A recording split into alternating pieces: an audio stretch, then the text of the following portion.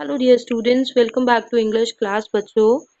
We are studying chapter Someone at Benares और हमने इसका काफी पार्ट कवर भी कर लिया था. We have started with the story of Kisa Gautami. Kisa Gautami, a girl who had only one son, जिसका इकलौता एक ही बेटा था, and who died, जो मर गया था. अब उसके मरने की वजह से कीसा गौतमी बहुत ज्यादा गम में थी. शायद वो पागल भी हो गई थी. वो लोगों से मांग रही थी दवाई जो कि उसके बेटे को ठीक कर सके. वो इस बात को समझ नहीं पा रही थी कि उसका बेटा मर चुका है और वो दोबारा ठीक नहीं हो सकता. तो वो गौतम बुद्ध के पास पहुंचती है. वहां जाकर उनसे दवाई मांगती है. गौतम बुद्ध उससे कहते हैं कि ठीक है, तुम मुट्ठी भर ऐसे घर से सरसों के दाने लेकर आओ जिस घर में कभी किसी की डेथ नहीं हुई हो. और वो सब जगह जाती है लेकिन उसे ऐसा कोई भी घर नहीं मिलता है. इतना हमने कल की वीडियो में कवर कर लिया था, मतलब पिछली वीडियो में कवर कर लिया था. Now we are continuing it further.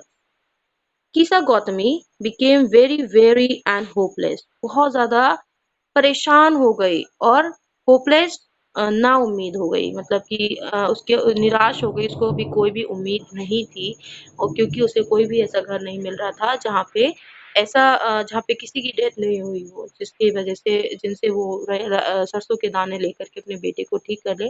तो उसे ऐसा कोई भी घर नहीं मिल रहा था और वो क्या हो गई, बहुत ज्यादा हताश हो गई, होपलेस हो गई, निराश हो गई. And sat down at the wayside watching the lights of the city as they flickered up and were extinguished again. As at last the darkness of the night reigned everywhere. अब क्या हुआ, कीसा गौतमी हताश होकर के रोड की side में बैठ जाती है, किनारे पे जैसे फुटपाथ वगैरह होता है वैसे ही. तो और वहां पर कुछ लाइट्स जल रही होती हैं, जैसे हमारी दिवाली पे लाइट चलती है ना, झालर वाली लाइट जो होती हैं, जो जलती हैं बुझती हैं, जलती हैं बुझती हैं. इस टाइप से कुछ लाइट्स चल रही थी. कीसा गौतमी बहुत गौर से उन लाइट्स को देखना शुरू करती है. दे फ्लिकर्ड अप, वो एकदम से जलती थी. एंड वर एक्सटिंग्विश्ड अगेन, फिर बुझ जाती थी. फिर जलती थी, फिर बुझ जाती थी. तो इस तरीके से धीरे धीरे जो लाइट थी वो जल बुझ हो रही थी. और जैसे वो लाइट जल बुझ हो रही है, जैसे बल्ब होता है जब वो खराब होने वाला है तो वो जल बुझ होना शुरू हो जाता है और एट लास्ट वो खराब हो जाता है, बंद हो जाता है, फूक जाता है, इसको हम कहते हैं. तो इसी तरीके से जो कीसा गौतमी थी वो उस लाइट को देख रही थी. सिटी की लाइट जो जल रही थी वो जल रही थी, बुझ रही थी, जल रही थी, बुझ रही थी. और आखिर में वो बिल्कुल बुझ गई और पूरे जगह पे जहाँ पे वो थी बिल्कुल अंधेरा ही अंधेरा हो गया था, क्योंकि रात का टाइम था इसलिए लाइटें जल रही थी. तो पूरी तरीके से अंधेरा ही अंधेरा हो गया था.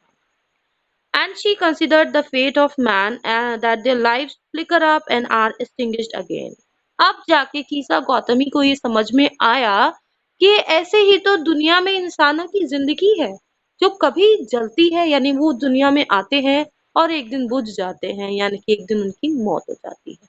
और आज उसके बेटे के साथ भी यही हुआ है, जो इस दुनिया में आया था और शायद आज वो इस दुनिया को छोड़ करके जा चुका है. अब आप उसे वापस नहीं ला सकते. जैसे आप खराब हुई हुई लाइट को बिल्कुल वापस से सही नहीं कर सकते, वैसे ही एक मृत व्यक्ति को, एक मरे हुए व्यक्ति को आप वापस से जिंदा नहीं कर सकते थे. और अब ये बात जो थी वो कीसा गौतमी को समझ में आ गई थी कि तो जिंदगी का नियम है कि आज नहीं तो कल हर किसी को मरना ही मरना है.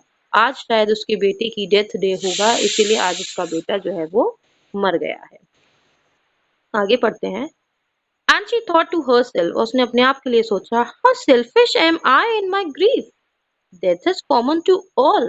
Yet in this valley of desolation there is a path that leads him to immortality who has surrendered all selfishness. अब आगे वो क्या कहती हैं, वैली ऑफ डिसोलेशन का मीनिंग यहाँ आप देख सकते हैं, an area which is filled with deep sorrow, mortals those who are bound to die, यानी कि ह्यूमन बींग्स या कोई भी लिविंग बींग जिसको डेथ आती है, जैसे कि कोई जानवर है, इंसान है, जो लिविंग बींग्स होते हैं वो सारे मॉर्टल्स होते हैं.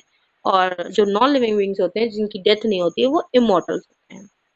तो अब वो समझती है, इस बात को समझती है और अपने आप से कहती है कि मैं अपने दुख में कितनी ज्यादा सेल्फिश हो गई थी. मैं इस बात को समझ ही नहीं पा रही थी कि death is common to all. हर किसी को मौत आनी ही आनी है. मैं अपने गम में, अपने बेटे के मोह में, प्यार में इतनी ज्यादा अपने खो गई थी, इतनी ज्यादा दुखी हो गई थी, परेशान हो गई थी कि मैं इस बात को समझ ही नहीं पा रही थी कि आज नहीं तो कल उसको जाना ही था और उसकी डेथ जब लिखी है तभी उसको जाना है. उसकी डेथ डे आज ही होगा, इसीलिए वो आज गया है और मैं पागलों की तरह सब में घूम रही थी, लोगों से मेडिसिन मांग रही थी। मैं अपने गम में इतनी ज्यादा सेल्फिश हो गई थी कि मैं इस चीज को समझ ही नहीं रही थी।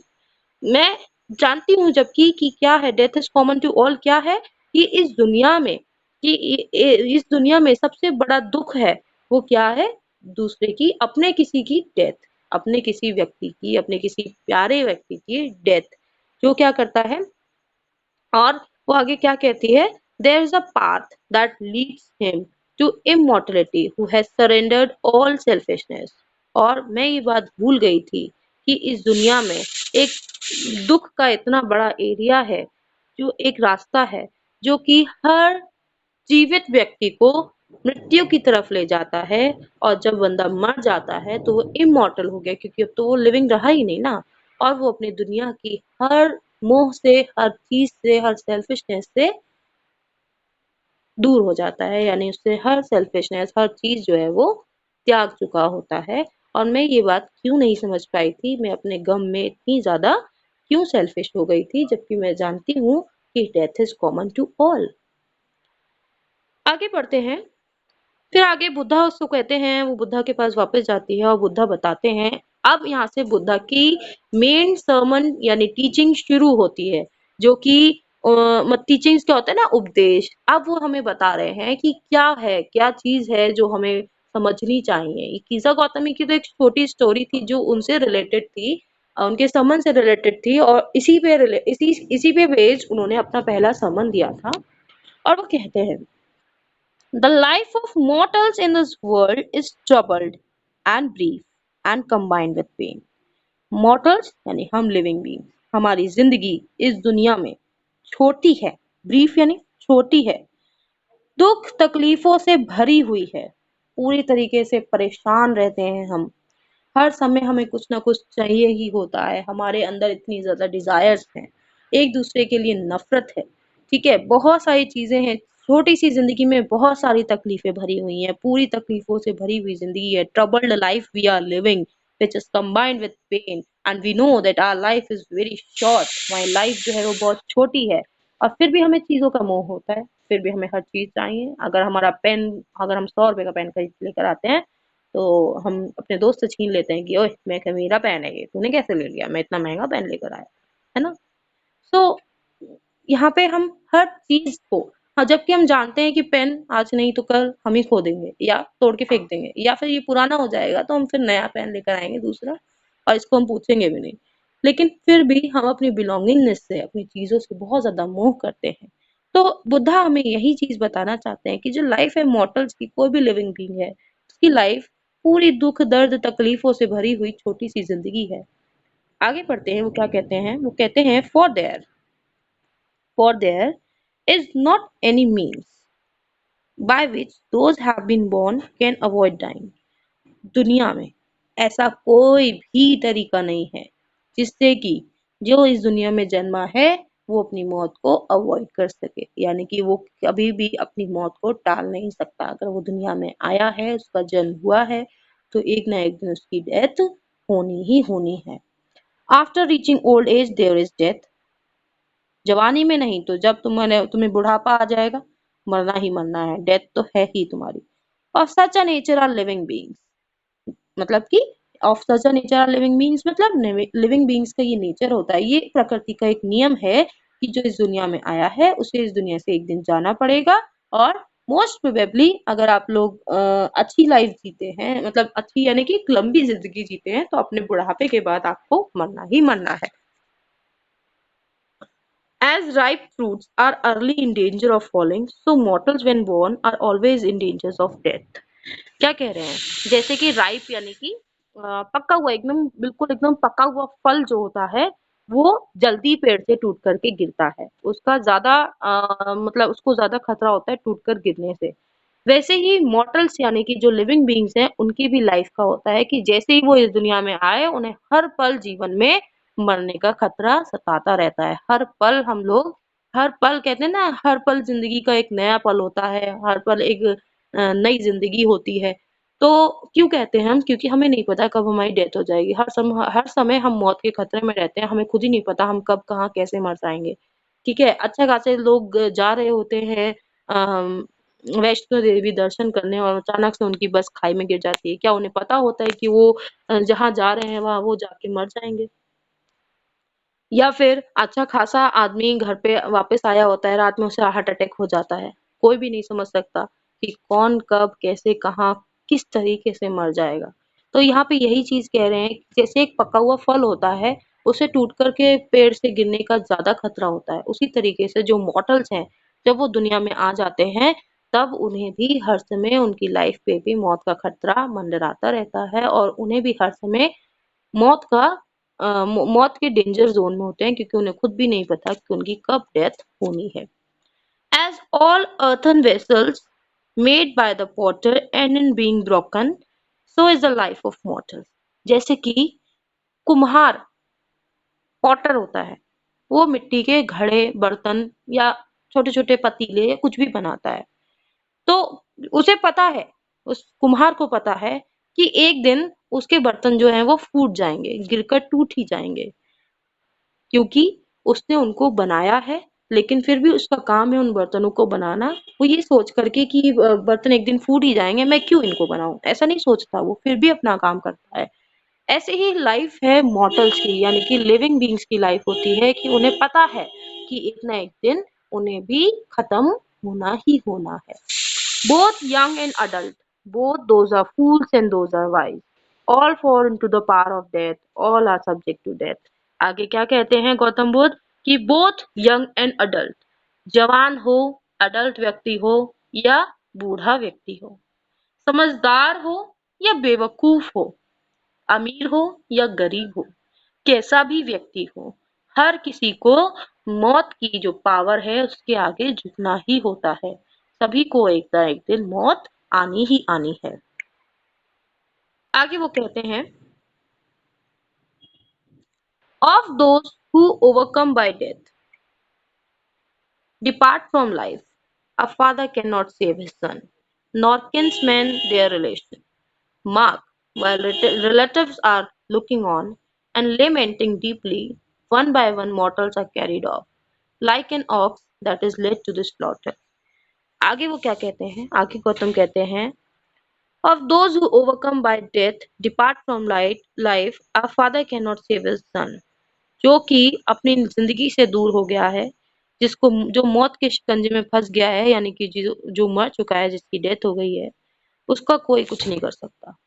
कोई फादर अपने बेटे को नहीं बचा सकता, कोई रिलेटिव अपने रिलेटिव की जिंदगी नहीं बचा सकता।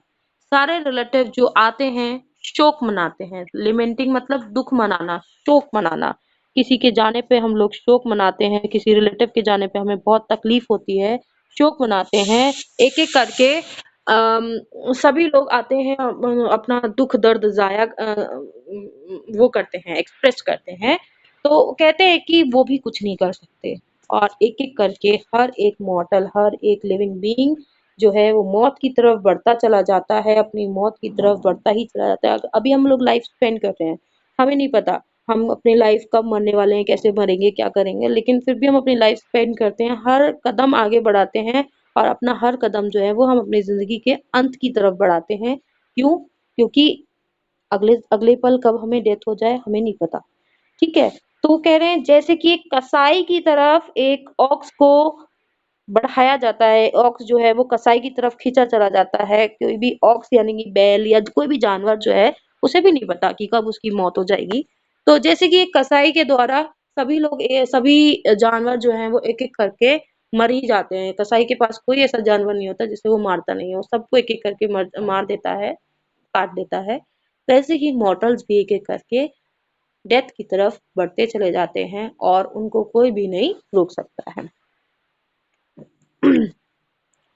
So the world is afflicted with death and decay, therefore the wise do not grieve, knowing the terms of the world. तो दुनिया में बहुत कॉमन है, डेथ जो है वो बहुत कॉमन है, सभी को एक ना एक दिन मौत आनी ही आनी है। इसलिए जो समझदार होते हैं, जो इस बात को समझते हैं कि मौत कोई बड़ी चीज नहीं है, आज हम आए हैं, कल हम चले जाएंगे, क्या पता आज ही चले जाएं। तो जिसको ये बात समझ में आती है, वो दुनिया की किसी भी चीज का मोह नहीं रखता और तभी उसको कहते हैं एनलाइटेंड। बट हम लोग एनलाइटेंड नहीं हो सकते। ये बहुत ही एक आधी व्यक्ति होता है जो इन सब चीजों के बारे में सोचता है, क्योंकि हम लोग के लिए दुख तकलीफें बहुत मायने रखती हैं। हम लोग के लिए अपने फ्रेंड्स, रिलेटिव्स, मम्मी पापा, अपने सिबलिंग्स, बहन भाई, सब सब बहुत मायने रखते हैं। तो हम लोग शायद मोक्ष वाली कैटेगरी में नहीं आ सकते। कोई एक आध ही ऐसा होता है जो एनलाइटेंड होता है। बट गौतम बुद्ध हमसे ये नहीं कह रहे हैं यहाँ पे कि तुम्हें भी एनलाइटेंड होना है या तुम्हें भी मोक्ष की प्राप्ति करनी है, तुम भी सब कुछ सोचना छोड़ दो या कुछ भी। बल्कि वो क्या कहना चाहते हैं, वो ये कहना चाहते हैं कि दुनिया में जो लोग नफरत कर रहे हैं या इतनी ज्यादा इच्छाएं रख रहे हैं, एक दूसरे के प्रति बुरा व्यवहार करते हैं, तो वो नहीं करना चाहिए। क्योंकि हम सब जानते हैं कि इस सब से कोई फायदा नहीं है। अगर हम किसी को मारे पीटे उससे क्या फर्क पड़ेगा, अगर हम उससे प्यार से बात कर लें तो भी कोई फर्क नहीं पड़ेगा। लेकिन अगर हम प्यार से बात कर लेंगे तो शायद उसकी भी जिंदगी आसान होगी और हमें भी खुशी मिलेगी। अगर हम मारेंगे पीटेंगे तो शायद सिर्फ हमें अंदर से खुशी तो नहीं मिलेगी, ऊपर से खुशी मिल सकती है, लेकिन सामने वाला तो बेचारा तकलीफ में है ना, उससे क्या फायदा हुआ। तो वो ये नहीं कहते कि आपको एनलाइटेंड होना है या आपको ये बात मान लेनी है कि कल हमें मरना ही मरना है तो मैं क्यों कुछ काम करूं। ये सब चीजों से मतलब नहीं है। बल्कि जो बुरी आदतें हम लोगों ने अपना रखी हैं बीइंग ह्यूमन बीइंग्स, हमें उन आदतों का त्याग करना चाहिए, ऐसा वो हमें समझाना चाहते हैं। चलो आगे पढ़ते हैं। हमारा चैप्टर जो है बहुत जल्दी खत्म होने वाला है, लास्ट पैराग्राफ रह गया है। So let's complete this chapter. Not from weeping, not from grieving, will anyone obtain peace of mind. On the contrary, his pain will be the greater and his body will suffer. Not from weeping, weeping मतलब रोना, not from grieving, दुख मनाना, will anyone obtain peace of mind. अपना किसी के मर जाने से या कोई चीज के खो जाने से, कोई चीज के हमसे अलग हो जाने से या किसी भी वजह से अगर हम रोते हैं, बेहिसाब रोते हैं, रात रात भर रोते हैं, खाना पीना त्याग देते हैं कि हमें कुछ नहीं खाना पीना है, हमारा कुछ खाने इच्छा नहीं है, मन नहीं है, बहुत दुख मनाते हैं, शोक मनाते हैं, क्या उससे कभी कुछ भला हो सकता है? क्या मरा हुआ आदमी वापस आ सकता है? किसी को उससे दिमाग की शांति नहीं मिलेगी। अगर हम रोएंगे, तकलीफ दिखाएंगे, शोक जताएंगे, किसी से जाने पे बहुत ज्यादा दुख दर्द में गम में खो जाएंगे या अपना मानसिक संतुलन भी खो सकते हैं हम, जैसे कि किसा गौतमी के साथ स्टार्टिंग में हुआ था कि वो पागलों की तरह मेडिसिन मांग रही थी अपने बच्चे के लिए। तो क्या उससे आप दिमाग की शांति, पीस ऑफ माइंड पा सकते हैं? कहते हैं, गौतम बुद्ध कहते हैं कि नहीं, उससे आप दिमागी शांति या सुकून जिसको हिंदी में कहते हैं वो नहीं पा सकते। ऑन द कॉन्ट्रेरी, बल्कि इसके बदले में his pain will be the greater, his body will suffer. आपका दर्द और बढ़ जाएगा और आपका दर्द सिर्फ दिमाग तक नहीं बल्कि आपकी पूरी बॉडी को सफर करना पड़ेगा। पूरी बॉडी में कमजोरी आ जाएगी। ठीक है, मैं सिर्फ आपको एग्जांपल्स दे रही हूँ कि बॉडी में कमजोरी आ जाना बहुत सारी चीजें हो सकती हैं। हो सकता है किसी को इतना ज्यादा हो कि वो दूसरा आदमी हार्ट अटैक, उसको सदमे में हार्ट अटैक आ जाए, दूसरा आदमी सदमे में मानसिक संतुलन खो दे या अपने आप को मारना पीटना शुरू कर दे। They can be variety of reasons, they can be variety of causes, बहुत सारी चीजें हो सकती हैं।